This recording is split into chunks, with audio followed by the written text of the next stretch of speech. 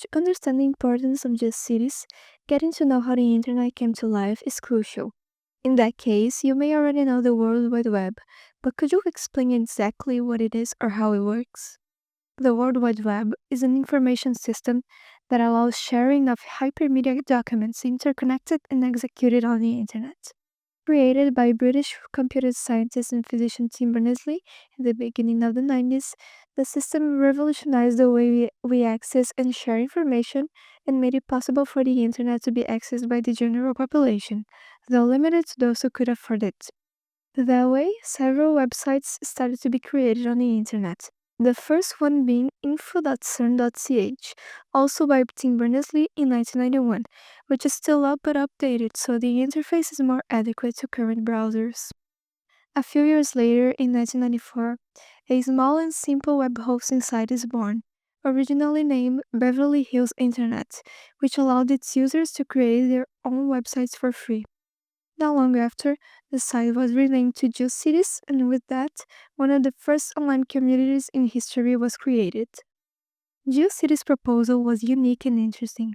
The site was organized like a virtual city, divided by neighborhoods, which could be accessed by the users according to their interests. Some examples are the Hollywood neighborhood, destined for entertainment, Silicon Valley for technology, and Area 51 for science fiction.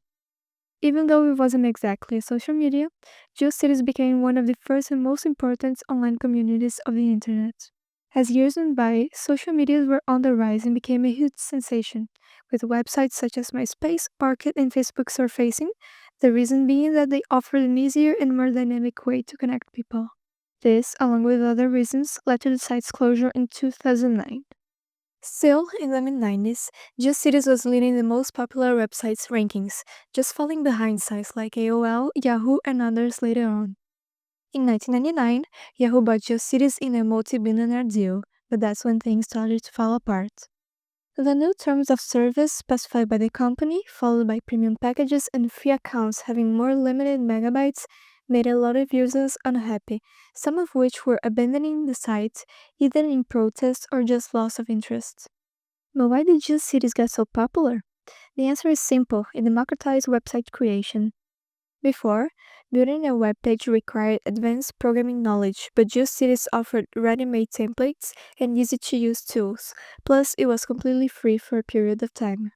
This way, any user, even without technical experience, could create their own page to express their ideas, hobbies, or art. This fostered a sense of belonging in the new digital world and encouraged people's creative freedom. What stands out the most in members of Just Cities is the nostalgic feeling its aesthetic evokes, thanks to pages packed with images, colorful fonts, and chaotic flashing GIFs.